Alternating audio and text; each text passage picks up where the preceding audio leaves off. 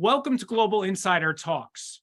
Google is a household name around the world, and today I have the pleasure of speaking with an international expert who works there, Liliana Rojas. Liliana has spent her career working at companies like HP and Apple, and she now manages vendor relationships at Google for the Google Play Store. Welcome, Liliana. Hey, Jeffrey, how are you? So much for being here. Born and raised in Colombia, where she once worked in a marketing role with HP, and now living in sunny Northern California, which we see behind her. Liliana is an industrial engineer with a strong operations background and an MBA. And today she is responsible for the team that decides what's safe and credible enough to include in the Google Play Store. But her journey to where she is today is the most interesting. We'll tap into her international expertise and discuss why simply translating your products and services in a new market is simply never enough. We'll also talk about how to truly scale your business and more about how Liliana and her team are doing things with the Google Play Store. So let's get right into it, Liliana. All right. So you are a subject matter expert in localization and internationalization. And before your current role at Google, please tell me a little bit about your experience at Apple and how, very impressively, you managed to expand Apple stores beyond the US, Canada, and the one store in Japan. And talk about, what are the things that you learned that might apply to small business owners or executives of large companies? Yeah, so I started working at the Apple retail business when they had just a few stores operating internationally. And I had the privilege of participating in the expansion of the stores to Europe and China, and some of these very, very critical key markets for Apple.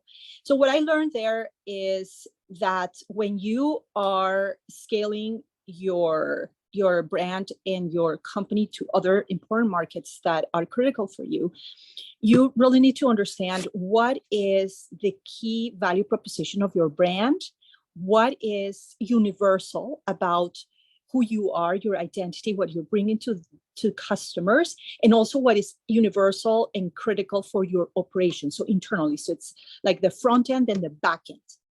You have to really understand what it is, because that you're not going to modify 150 times. Like, you need to understand what that is, because customers need to understand that, immediately. You should not have to invest in every single market to modify who you are. That's unmanageable and that's not scalable. So that's something. Talk about the localization piece then. Yes, exactly. So that's the first part. You understand what is universal, and the execution is what can be localized, right? The execution of how to optimize that interaction with the local employees and the local users that need to understand better how to use your product or how to understand the new experience that you're providing to them, right? So that is the part where you need people that can translate what your intention is as a brand and as a service operation into what is digestible for the local users. That's the part where you invest. But the core of your brand and like the secret sauce of your operation, that's something that you have to really understand first, and that you don't have to modify 150 times. You just bring it in, and then you invest in making it digestible and understandable for the local employees and the local market. So that's how we do it. So let me give you an example. Like, everybody knows that, like, the iPhone is the iPhone, and the experience in the Apple retail store is the same everywhere in the world. Right. We never localized that. But what was localized was how we were going to let the user discover the product locally, right? So in the US, the employees at the store let the customer drive, right? So that was something that we thought was critical for the experience all over the world. So that was, universal. But then explaining things about the product, that's where the localization happened. In Germany, for example, customers, because of the way that they interact with technology, they want to know the features. They want to know the details of the devices, right? And the features of the services and what they could get out of the store. Users in other parts of the world, like in Canada, are not so much focused on the little details of the details. Exactly. So we train our employees to have that flexibility and be able to communicate in what makes sense for the local user. Right, but the experience of actually holding the device was maintained across because that is universal. Yeah. Very, very interesting. Okay, so while you were at Apple, you became an expert, a subject matter expert in internationalization, and then you moved on to Google. And I'll mention you speak Spanish, French, English. When you joined Google, you were on the localization team. And I find this mind-blowing. Google has 127 products, or at least up until recently, and they're in 117 languages. So what did you discover in your work on the localization team? What were some of the challenges? What were some of the opportunities in communicating globally that could be useful to really any business executive working abroad? Yeah, so one of the things that people think when they think of Google and translating for all of these products and all of these languages, etc., is that we use Google Translate for everything, and that's not that's not true. We wish that was the case. We do use, of course, a lot of machine learning and in machine translation, of course, but we invest heavily in human translation because we want to get it right. For a lot of the things that we need to translate about our products, and the user experience needs to be really, really solid. So what we do is we work with the most important translation companies in the world that have the ability to scale that volume. And we also invest heavily in transliteration. So for specific things that a machine cannot translate, and that like even a human, like a normal linguist cannot necessarily translate, but that someone that has that ability to really localize the sentiment of the brand, so that is really conveying the message that you want to the local market and the local user. Then we use people that are experts in that transliteration, right? Like to take, like, for example, a slogan and translate that right. appropriately in the local target language. I think that's a word that's new to me, transliteration, which is very interesting. So now taking that and understanding that localization needs to be part of your strategy. Yeah. How does that? Can you speak to that a bit? Yeah, people might be thinking, oh, but I don't have the budgets that Google has to do all of this translation. I think that, again, going back to the previous comment, you really need to understand what is key to your brand and the things that are where you absolutely need to make sure that the users understand, can connect with that sentiment that you want to convey, right? So that will help you understand where do you really need to invest, and what are the other things that can be taken by the current technologies that help translate massively. Right. I recommend people to work with translation agencies that you can find all over the world that use something called the translation memories. So there are public translation memories and more focused and trained translation memories that will save you a lot of money, because every time you translate the same documents, it will remember what you translated before. And now with technologies like generative AI, it will be easier, I think, where the world of translation is going, to kind of like capture a lot of what has been translated 100 times all over the world, so that I imagine that the costs will be a lot more manageable.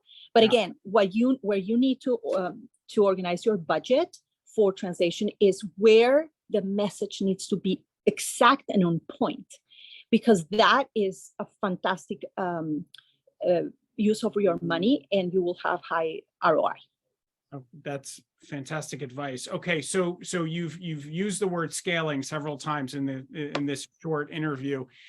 Let's shift to scaling and what you're doing at the Google Play Store, and how, if you can talk about achieving 10x, and how you expand and scale globally particularly through vendor partnerships and business partners, and maybe speak a little bit about the secret sauce. What are the ingredients to scaling? And I know we'll have viewers who are perhaps operating smaller businesses, but want your secret sauce to scale their business. Well, yes. So operating a business that scales like the way that Google scales is massive, and I have the privilege of having a fantastic team of Googlers, as we call our employees, and also of wonderful vendors that help us do that. But I think they're very basic, important things, ingredients that you need to have, whether you have a small business or a large business. So believe it or not, the number one is to understand your KPIs, your key performance indicators. They cannot be 200. They have to be a small number of performance indicators that you really understand, because they are going to tell you if you are going in the right direction or not. Imagine that you are flying a plane as a pilot, right? Pilot cannot have 200 things to look at the same time. That's not possible. It's not humanly possible. So there are a few things that the pilot is always looking, it's in front of him or her, so that the pilot knows that we're good, we're going in the right direction, and we're not going to crash the plane. Right. So believe it or not, even in companies as big as Google, sometimes people and executives just have a little bit of hard time understanding what are those KPIs. And so the exercise of synthesizing what that is and what are the key things that you need to understand that guarantee or that show you that the business is going in the right direction, and that things that happen how are they impacting your business. Let me give you an example, Jeffrey, from this week. We had a huge power outage in Kuala Lumpur, right? We have 800, I have 800 people, around 800 people in that location. And it's something that just happened. And so how do you make sure that your operation still is in good shape? And that's part of the scaling. So we already had what is called BCP, backup plans in different parts of the world.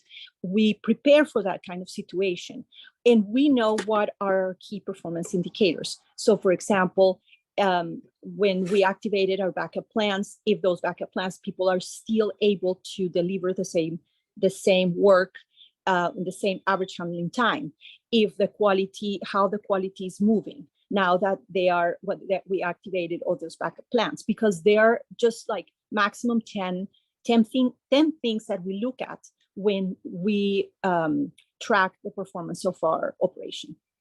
So simplify, have your KPIs in place, understand them really well, and that'll set you on the right path to scale your business. Exactly.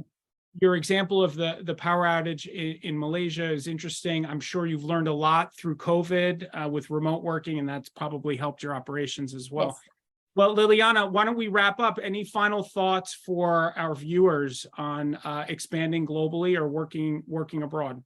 Yeah, I think one thing that is very important, in addition to understanding your KPIs and explaining to your local partners that are helping you scale, what is that you want to do and how you measure the business and how you measure business impact, is really, I guess, instilling that mentality of scaling in your own team, right? The ambition, the healthy ambition of scaling and evolving your own business is something that starts in your own team.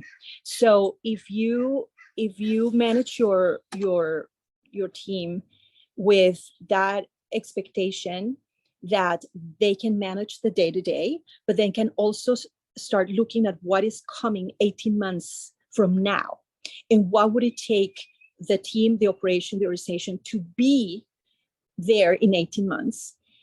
That is something that will allow you to build those dreams and those opportunities and see those opportunities and make them part of your regular DNA of the way that you operate and the way that your team operates. At the beginning, I have to tell you, some people get a little bit nervous because they're like, I cannot even manage the day-to-day and you're asking me to think ahead.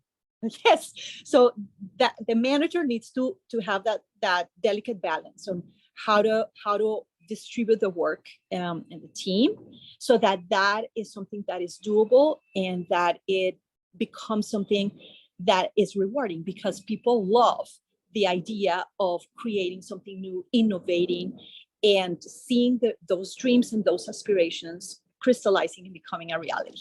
And that's truly in the DNA of Google, I believe. Absolutely. I mean, vision, yeah. Yeah, absolutely. We would never be able to scale it this way if we didn't have that passion and that drive. Yeah. Well, Liliana, we're just about at the end of our time. Thank you so much for taking the time to speak with me today. It's been an absolute pleasure. And I invite you all to visit factumglobal.com for more information about our Global Insider Talks interview series and our services. And thank you for joining us. Thank you very much.